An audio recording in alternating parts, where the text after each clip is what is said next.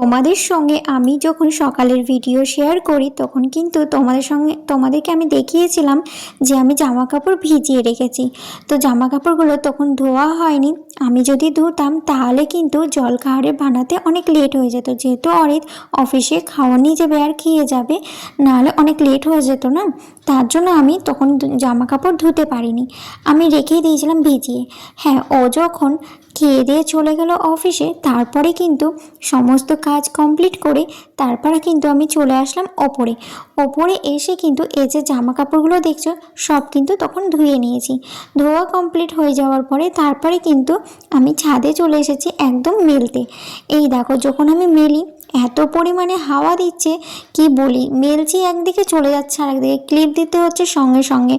তো যাই হোক, আমার কিন্তু এই দেখো জামা কাপড় ধোয়া কমপ্লিট হয়ে গেছে, তারপর মেলতে চলে এসেছি।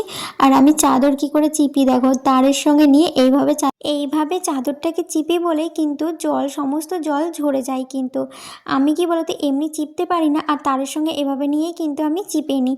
আর তোমরা কারা কারা করো আমার মতো কমেন্ট করে জানিও। আর যারা তোমরা জানো না বা এটা আমার ভিডিওটা দেখে তোমরা জেনে নাও, শিখে নাও।